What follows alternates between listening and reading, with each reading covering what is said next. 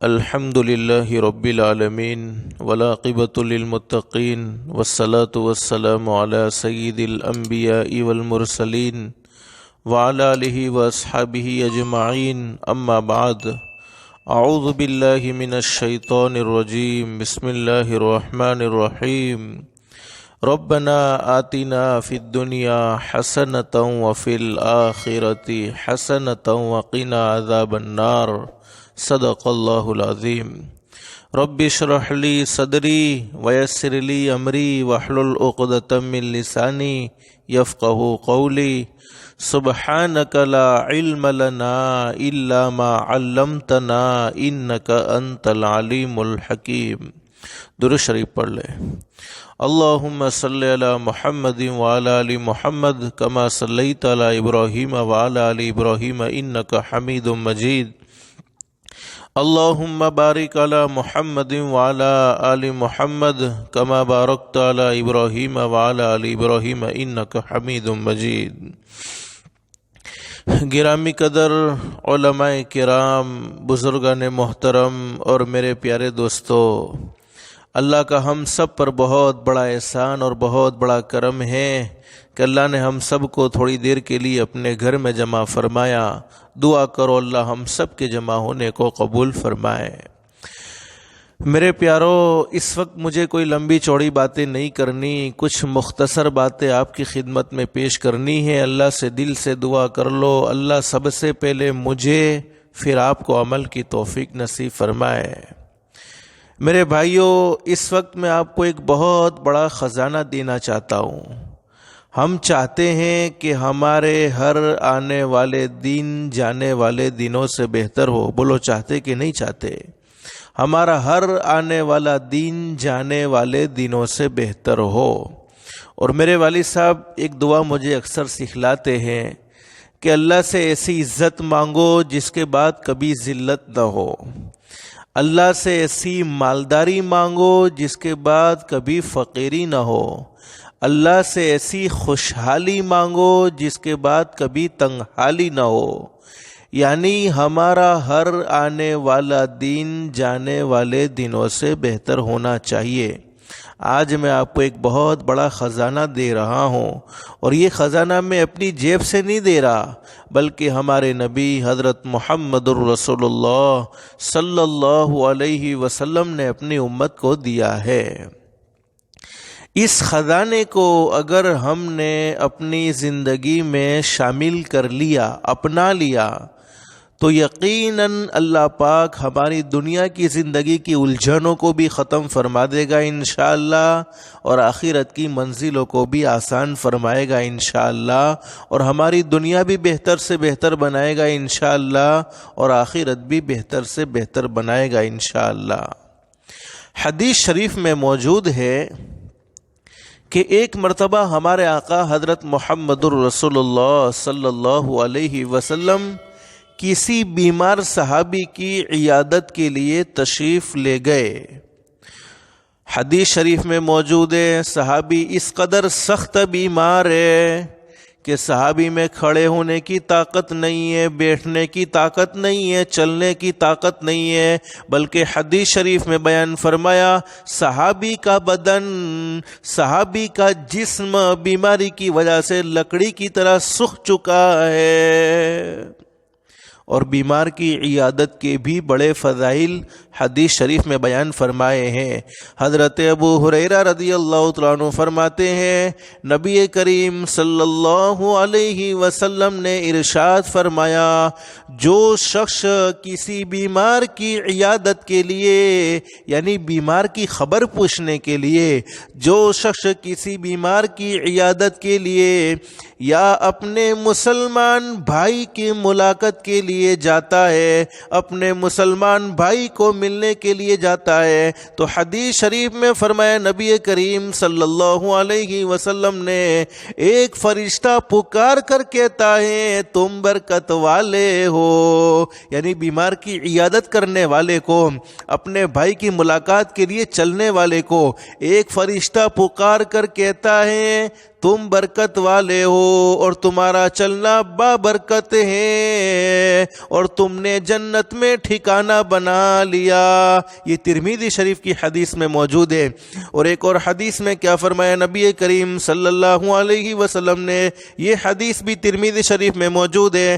حدیث کے بیان کرنے والے حضرت علی رضی اللہ تعالیٰ عنہ فرماتے ہیں، فرمایا نبی کریم صلی اللہ علیہ وسلم نے، جو مسلمان کسی مسلمان کی صبح کو عیادت کرتا ہے، یعنی بیمار کی عیادت کرتا ہے، تو شام تک 70,000 فرشتے اس کے لیے دعائیں کرتے رہتے ہیں۔ ہمارے لیے تو صرف ایک فرشتے کی دعا کافی ہے میرے بھائیوں، لیکن بیمار کی عیادت کرنے والے کے لیے 70,000 فرشتے، 70,000 فرشتے اس کے لیے دعا کرتے رہتے ہیں۔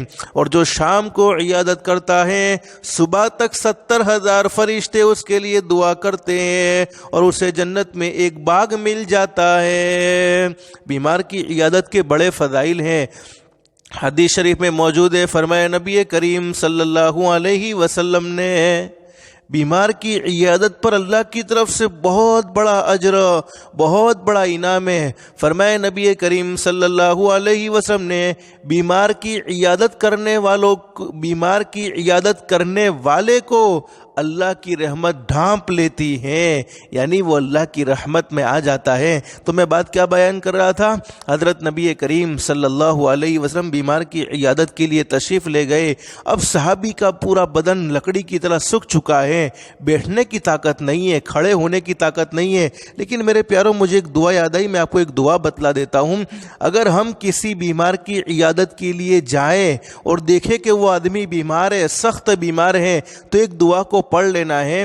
اس دعا کو پڑھنے کی برکت سے، فرمایا نبی کریم صلی اللہ علیہ وسلم نے، جو شخص مریض کی عیادت کے وقت، میں بھی آپ کو دعا پڑھ کر سناتا ہوں، اس دعا کو 7 مرتبہ پڑھے تو اگر مریض کا موت کا وقت نہیں آیا تو اللہ کی طرف سے ضرور شفا ملے گی۔ وہ دعا کون سی ہے؟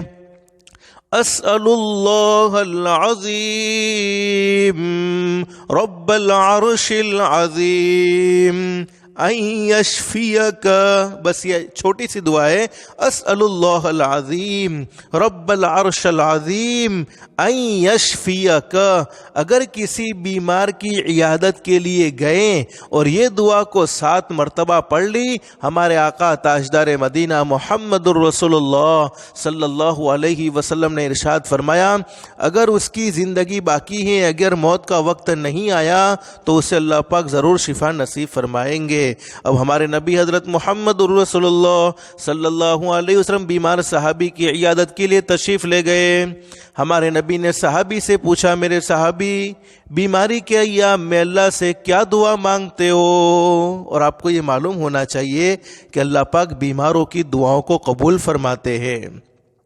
اس لیے ابن ماجہ کی ایک روایت میں موجود ہے، حضرت فاروق اعظم رضی اللہ عنہ فرماتے ہیں، نبی کریم صلی اللہ علیہ وسلم نے مجھ سے ارشاد فرمایا، حضرت فاروق اعظم فرماتے ہیں، نبی کریم صلی اللہ علیہ وسلم نے مجھ سے ارشاد فرمایا، اے عمر، جب تم بیمار کے پاس جاؤ تو اسے کہو وہ تمہارے لیے دعا کریں، کیونکہ بیمار کی دعا فرشتوں کی دعا کی طرح ہوتی ہے، یعنی جس طرح فرشتوں کی دعا قبول ہوتی ہے، اسی طرح بیمار کی بھی دعا قبول ہوتی ہے۔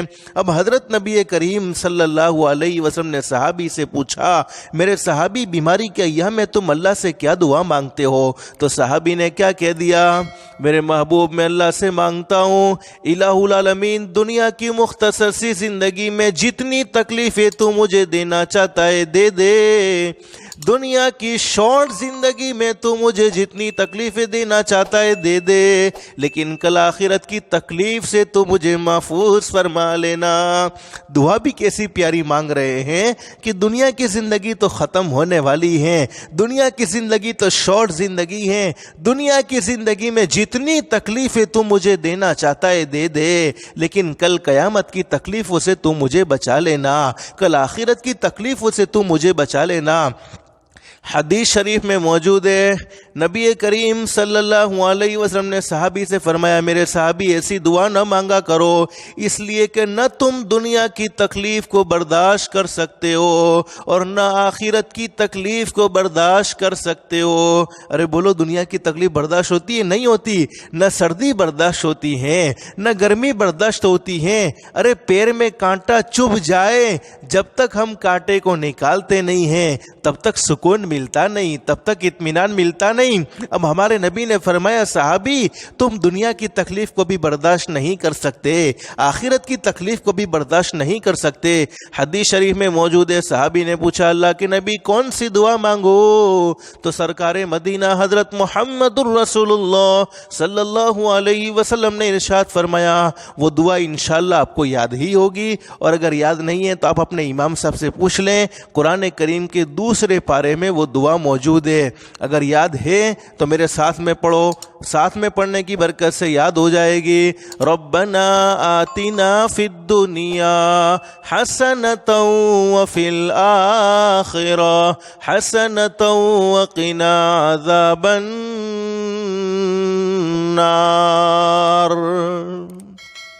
بس یہ چھوٹی سی قرآن کریم کی آیت کریمہ ہے، ربنا آتنا فی الدنیا حسنۃ وفی الآخرہ حسنۃ وقنا عذاب النار۔